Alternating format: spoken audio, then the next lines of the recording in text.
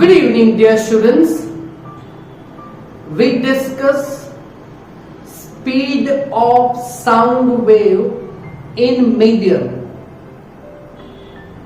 और उसका इक्वेशन हमने लाया था speed of sound wave in any medium and sound wave is a longitudinal waves और उसमें हमने डायमेंशनल एनालिसिस करके 3 मार्क का थ्योरी सॉल्व किया था और उसका आंसर क्या आया था speed of sound wave is v is equal to root of b by root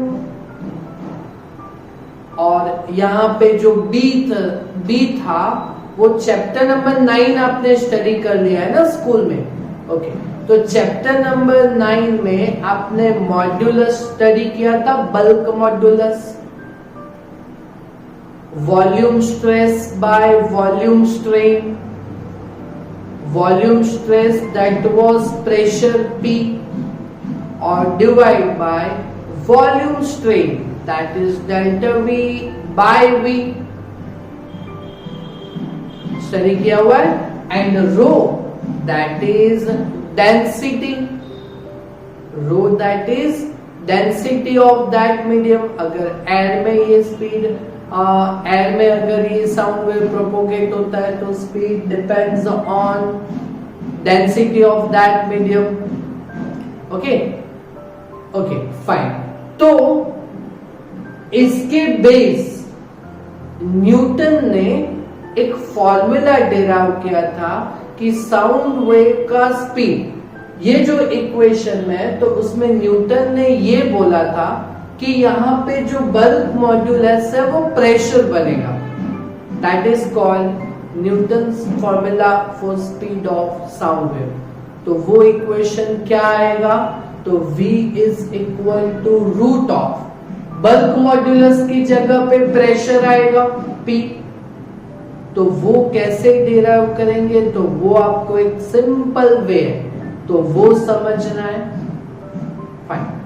तो साउंड वेव जब मीडियम में प्रोपोगेट होता है, साउंड वेव जब मीडियम में प्रोपोगेट होता है तब न्यूटन ने ये कहा था कि ये जो प्रोसेस है वो आइसोथर्म प्रोसेस है. कौन सी प्रोसेस है? आइसोथर्म. और आइसोथर्म प्रोसेस में टेम्परेचर मीडियम का कांस्टेंट रहता है, टेम्परेचर T. और आपने केमिस्ट्री में या फिजिक्स में चैप्टर नंबर 13 में आइडियल गैस इक्वेशन स्टडी किया हुआ है. PV is equal to nRT, right hand side पे n mole numbers constant, R gas constant and temperature. तो अगर आइसोथर्म प्रोसेस है साउंड वेव के प्रोपोगेशन की तो वो टेम्परेचर भी राइट हैंड साइड पे कांस्टेंट हो जाएगा. तो आपको आइसोथर्म प्रोसेस के लिए PV is equal to constant मिलेगा और कांस्टेंट का मतलब उसमें जो चेंज होता है वो always zero, it can not be change. समझ में आ रहा है मैं क्या बोल रहा हूं आपको? ओके. तो उसके हिसाब से ये आइसोथर्म प्रोसेस के लिए ये Boyle's law PV is equal to constant. Okay. और अगर और इसमें चेंज तो कभी आता नहीं, change that is delta. Okay.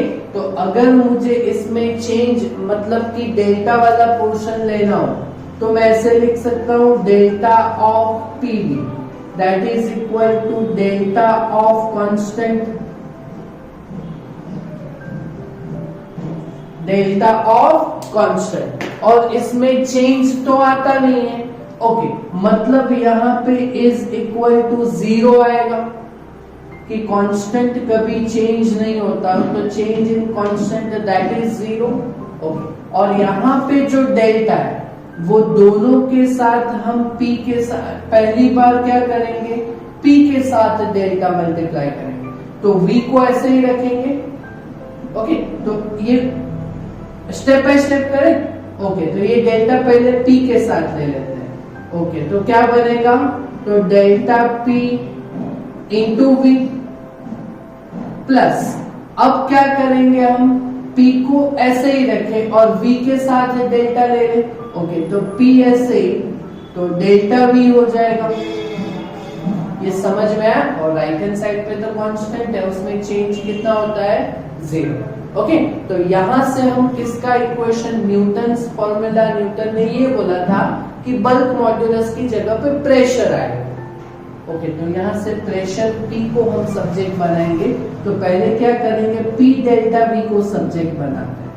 तो P डेल्टा, तो ये डेल्टा P इंटू V इस साइड पे जाएगा, तो minus of delta P into V।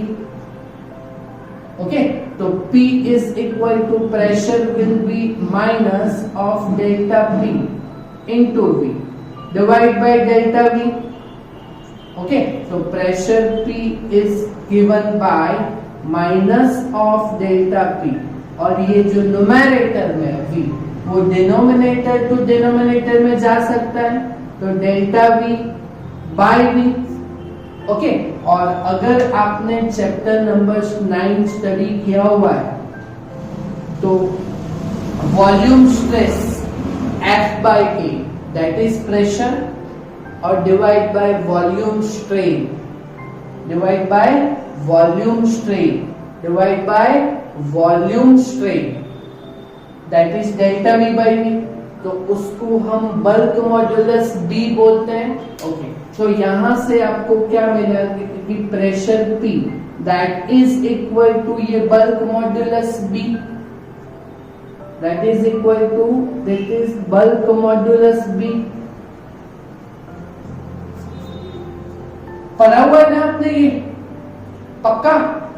Okay, तो यहां से आपको इक्वेशन नंबर 1 से न्यूटन्स फॉर्मूला क्या मिलेगा। ओके, तो ये क्या मिलेगा, so using equation number 1।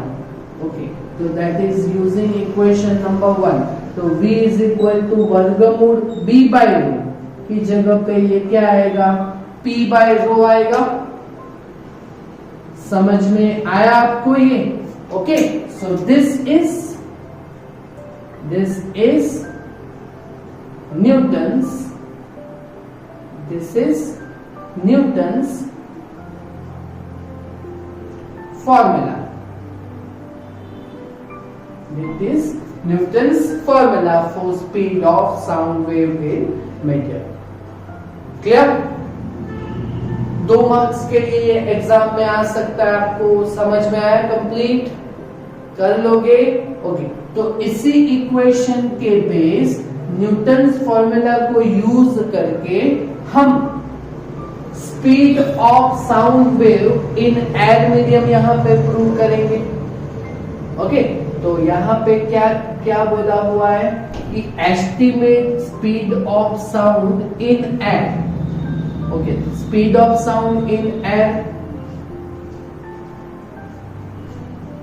in air, that is Newton's formula. Okay, so according to the Newton's formula, V is equal to, velocity V is equal to root P by rho। Okay, और यहाँ पे जो रो है वो density है, तो यहाँ पे जो रो डेंसिटी है तो वो तो मास अपॉन वॉल्यूम बनेगा। ओके, चलो, तो वेलोसिटी का इक्वेशन यहाँ पे क्या होगा, स्पीड ऑफ साउंड वेव का इक्वेशन क्या होगा, P divide by mass upon volume, तो मास और वॉल्यूम ऊपर मल्टीप्लाई हो जाएगा। ओके, तो estimate speed of sound in air, तो हमें कितनी क्वांटिटीज चाहिए, pressure, volume and mass. Okay, तो यहां पे आपको प्रेशर, तो वो कौन सा प्रेशर लेना है, standard temperature and pressure STP। तो स्टैंडर्ड टेम्परेचर तो वो 0 केल्विन रहता है, उसका कुछ काम नहीं है। स्टैंडर्ड प्रेशर तो वो कितना रहता है, तो हियर स्टैंडर्ड प्रेशर तो वो आपको मालूम है, आपने पढ़ा चैप्टर नंबर 10 में समझा हुआ है ना कि प्रेशर, स्टैंडर्ड प्रेशर कितना रहता है 1 atm, that is 1 atmospheric pressure, और उसका वैल्यू 1.01 इंटू 10⁵ पास्कल रहता है। प्रेशर हो गया। ओके, वॉल्यूम, तो वॉल्यूम आपको मालूम है कि for at STP 1 mole air का जो वॉल्यूम रहता है वो वॉल्यूम किसी भी गैस का 22.4 लीटर रहता है। केमिस्ट्री में आपने 11th स्टैंडर्ड में पढ़ा हुआ है कि 1 मोल कोई भी गैस हो उसका वॉल्यूम 22.4 लीटर रहता है, बट वॉल्यूम का ऐसा यूनिट तो मीटर क्यूब है, तो लीटर का मीटर क्यूब में कन्वर्ट करना हो तो 10⁻³ लेंगे हम। ओके, तो ये कितना होगा मीटर क्यूब में 22.4 इंटू 10⁻³ मीटर क्यूब, तो ये वॉल्यूम भी हो गया। ओके, और मास तो वो तो हमको यहाँ पे दिया गया हुआ है कि 1 मोल एयर का मास कितना लेना है। The mass of 1 mole of air is 29 into 10⁻³ kg। Clear? Okay, तो इसके बेस हम speed of sound wave find करेंगे। ओके, तो V is equal to root of pressure 1.01 into 10⁵, volume that is 22.4 into 10⁻³, okay, और divide by mass, तो वो कितना दिया गया हुआ है 29 इंटू 10⁻³। ओके, तो यहां से कैंसल क्या होगा, तो ये 10⁻³ कैंसल हो जाएगा। ओके, तो आंसर जो भी आएगा वो रूट में इंटू 10⁵ में होगा। ओके, चलो तो ये करते हैं कि कितना होता है, तो 1.01 इंटू 22.4 और डिवाइड बाय क्या करेंगे 29, देखते हैं, तो 1.01 इंटू 22.4, ओके, और डिवाइड बाय 29 करना है हमें। ओके, तो divide by 29 it will be 0.78।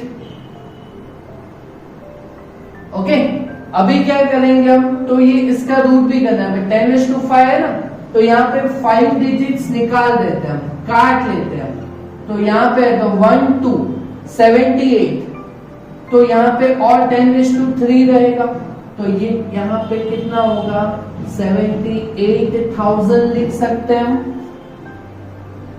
Okay, और 78,000 का जो रूट होगा वो कितना होगा, तो 78,000 का रूट दैट इज 78,000 का root that is 279 point something, तो 279 पॉइंट समथिंग दैट इज 279.3 इतना आएगा, that is metre per second. तो ये हो गया हमारा speed of sound in which medium, in air. Clear? समझ में आया आपको? ये पक्का सा, ये पूरा केमिस्ट्री है ये तो ये तो आपने पढ़ा ही हुआ है, ये चैप्टर नंबर 10 में प्रेशर समझा हुआ है, ये वॉल्यूम 22.4 लीटर ये भी आपने 1 मोल के लिए समझा हुआ है, तो सिर्फ इक्वेशन में वैल्यू तो प्लेस करना है। ओके, तो ये न्यूमेरिकल है वो 2 मार्क्स के लिए। ओके, बट समझो कि यहाँ पे न्यूटन गलत था, कि actual speed of sound wave जो है वो 330 मीटर पर सेकेंड है, 331 मीटर पर सेकेंड है एग्जैक्ट। ओके, बट यहाँ पे ओनली 280 आया, तो ये जो थोड़ा डिफरेंस है ना, तो ये न्यूटन फॉर्मूला में जो करेक्शन है वो लाप्लास ने किया था, साइंटिस्ट नेम कॉल्ड लाप्लास। तो वो क्या किया था, तो वो हम समझेंगे अपने नेक्स्ट लेक्चर। क्लियर? ओके, कर लोगे इतना कंप्लीट? ओके, तो इतना ये 2 मार्क्स के 2 पोर्शंस हैं, वो आप कंप्लीट कीजिएगा। Thank you very much.